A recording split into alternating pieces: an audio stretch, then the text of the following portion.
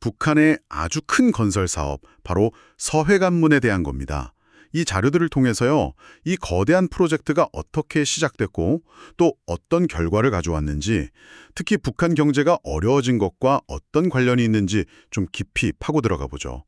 자료에 따르면 1970년대 북한 경제가 뭐 아주 나쁘진 않았다고 해요. 평양 중심으로는 성장세도 좀 보였고요. 근데 왜 갑자기 이렇게 엄청난 규모의 서해관문 건설을 시작했을까요? 그 목표가 뭐였죠? 네, 일단 제시된 자료들을 보면요.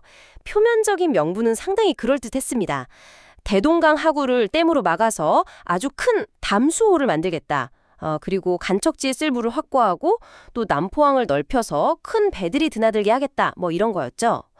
김일성이 이걸 사회주의 강국 건설의 어떤 상징처럼 내세우면서 아주 강하게 밀어붙인 겁니다. 상당히 야심찬 계획이었네요.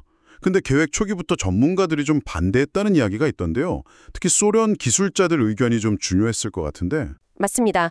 그 당시 소련 기술자들이 현지 답사를 하고 나서 내린 결론이 아주 명확했어요. 건설 불가. 불가 판정이었군요. 네, 천문학적인 비용 문제도 있었고 또 8km나 되는 댐을 그것도 그 연약한 지반에 짓는다는 게 기술적으로 너무 어렵다는 거죠. 조수간만 차도 엄청나고요. 그리고 설사 완공한다고 해도 그 들어간 비용만큼 경제적 효과를 보기 어렵다. 이게 주된 이유였습니다. 쉽게 말해서 배보다 배꼽이 훨씬 크다는 판단이었죠. 야, 그렇게 명백하게 안 된다는 경고가 있었는데 북한 지도부는 이걸 어떻게 받아들였답니까? 이게 좀 이해가 안 가는데요? 자료에 따르면 좀 왜곡이 있었던 것 같습니다.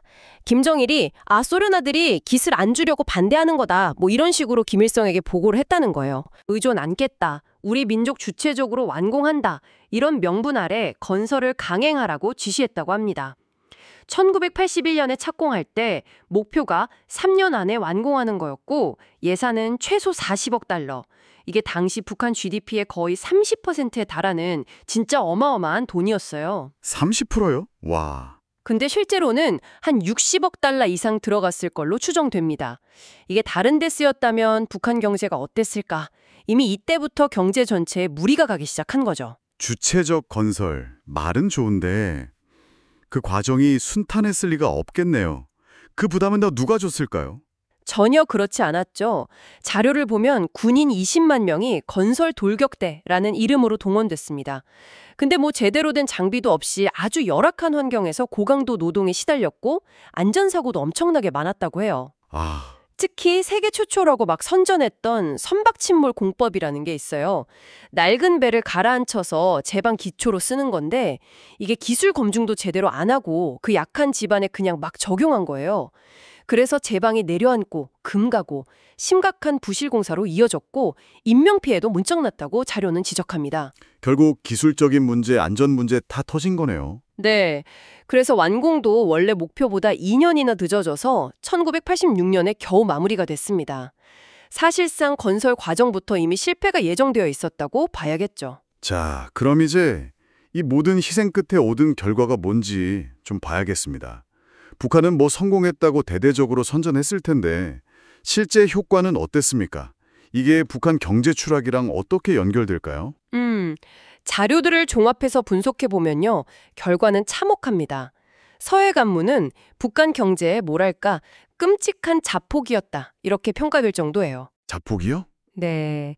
첫째로 그 막대한 건설 비용하고 자원 투입이 다른 산업 분야를 완전히 위축시켰습니다.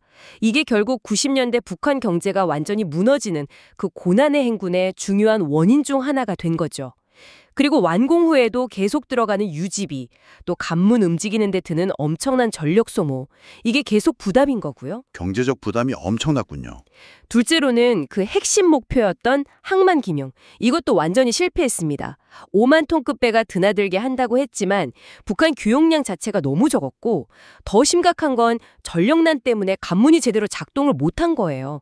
거의 마비 상태였다고 봐야죠. 전기가 없어서? 네. 그리고 다리 역할도 같이 하다 보니까 육상교통, 해상교통 둘 다 엄청 비효율적이었고요. 결정적으로 댐 때문에 물 흐름이 막히니까 겨울에 강물이 얼어붙어요. 약 80일 동안 항구가 그냥 닫히는 겁니다. 겨울엔 아예 못 쓰는 항구가 된 거네요. 그렇죠. 치명적인 문제죠. 물류 기능이 마비된 거나 다름없습니다. 마지막으로 환경 파괴 그리고 물 확보 실패. 이것도 심각해요. 대동강 하류가 해수 순환이 안 되니까 생활하수, 공장 폐수 이런 걸로 완전히 썩어버렸어요. 오염이 너무 심해서 농업용수는커녕 공업용수로도 쓰기 어렵게 됐고 물고기들이 막 떼죽음 당하기도 하고 맙소사? 특히 그 숭어 같은 회유성 어종들 길이 막혀버렸잖아요. 그래서 평양에서 유명했던 숭어국 식당들이 아예 문을 닫거나 메뉴를 바꿔야 했다는 일화는 꽤 유명합니다. 생태계가 파괴된 거죠. 이야, 그러니까 정리해보면 경제적으로는 엄청난 부담만 지고 항만 기능은 마비되고 환경은 심각하게 오염되고 계획과는 완전히 정반대의 결과만 나왔군요. 그렇죠. 그렇습니다. 이 자료들이 공통적으로 지적하는 게 바로 그거예요. 북한은 이걸 아직도 주체 사상의 위대한 승리다 이렇게 선전하고 있지만 실제로는 막대한 돈만 날리고 계속 유지비만 잡아먹는 애물단지가 된 거죠. 이게 바로 전문가 의견 싹 무시하고 최고 지도자 의지, 이념만으로 밀어붙인 비현실적인 정책 결정이 한 나라 경제를 어떻게 망가뜨릴 수 있는지 보여주는 상징적인 사례라고 할 수 있습니다. 결국 이 서해관문이라는 하나의 거대 프로젝트 실패가 북한이라는 시스템 전체가 가진 문제점을 아주 잘 보여주는 것 같네요. 여러분께서 보내주신 자료 덕분에 이 비현실적인 목표와 독단적인 결정이 어떤 파국적인 결과를 가져왔는지 정말 생생하게 알 수 있었습니다. 네, 이 자료들을 보면 기술적, 경제적 타당성 검토 같은 건 완전히 뒷전이고 오직 정치적 상징성만 내세웠을 때 그 결과가 얼마나 파괴적인지 명확히 알 수 있죠. 서해관문이 북한 경제를 이렇게 어렵게 만든 여러 요인들 가운데서도 정말 중요한 부분을 차지한다. 이걸 부정하긴 어려울 것 같습니다. 그렇죠. 이 서해관문처럼 눈에 확 보이는 큰 실패 말고도 우리가 잘 모르는 수많은 잘못된 정책 결정들이 쌓여서 지금의 북한을 만들었을 거란 생각도 드네요. 오늘 살펴본 이 서해관문 사례가 북한의 현재를 이해하는 또 하나의 중요한 실마리가 되지 않을까? 여러분도 한번 생각해 보시면 좋겠습니다.